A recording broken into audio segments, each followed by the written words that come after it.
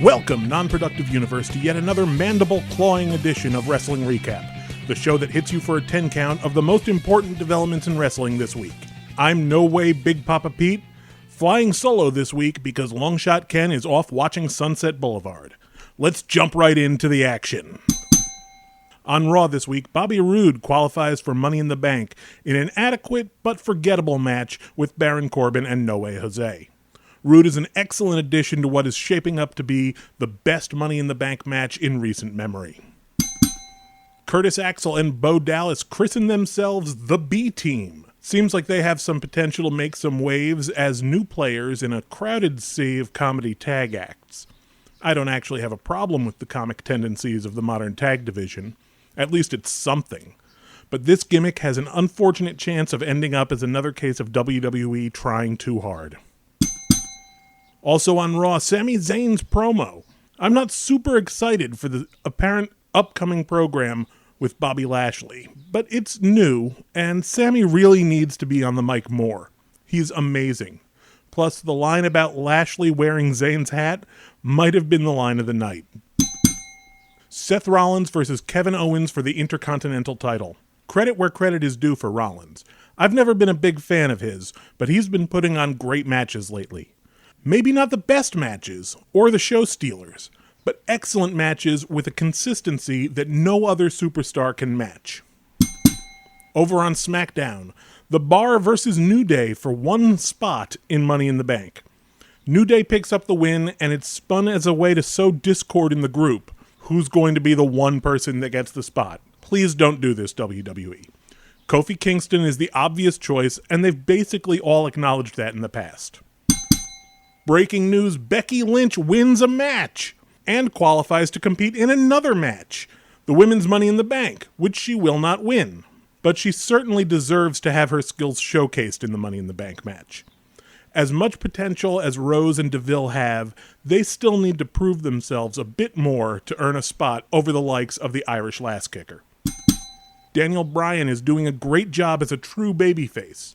It's great to see WWE embracing a wrestler who is so loved by the fans, and then actually booking him the way fans want to see him. A big Cass rivalry may not have been anyone's dream pairing, but he's a great bully for Bryan to square off with, and it's an important first step in the right direction for Daniel Bryan. Samoa Joe cuts a promo hyping his Money in the Bank qualifier next week against Big Cass. Joe can cut a heck of an intimidating promo when he wants to, but it's hard to take them seriously based on what we've seen from him on the main roster thus far. Longtime fans of his will recall the damage he can do in special matches like Ultimate X. Hopefully he wins next week, and the mainstream audience will get a taste of what Joe can do in Money in the Bank. Unpopular opinion, maybe? Styles Nakamura is getting old. It was a dream come true for AJ and Shinsuke to headline WrestleMania, but that match ended up being underwhelming. Now, with 4 matches in the books and another one around the corner, it just doesn't seem special anymore.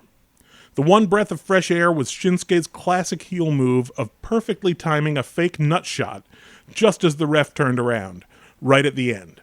I've said it before, and I'll keep saying it. We need more old-school rule-subverting villainy. And that brings us to number 10. While we usually focus on WWE product, there's a whole world of wrestling outside of the WWE universe.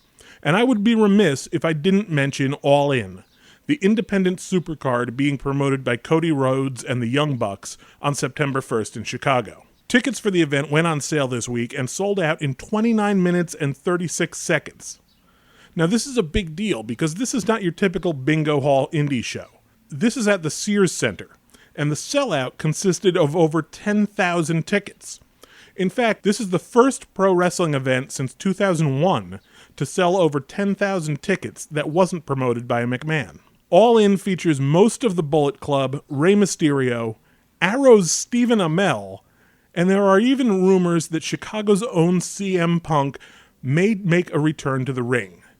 This is definitely worth watching as an interesting development in the world of indie wrestling. And that's your wrestling recap for this week. Got an opinion or something else to add? Join in the conversation on the Non-Productive Fan Club on Facebook. And while you're at it, subscribe to our podcast feed via your favorite podcast obtaining method. Really liked what you heard? Help support us on Patreon so we can make it even better. Links to everything can be found at Non-Productive.com.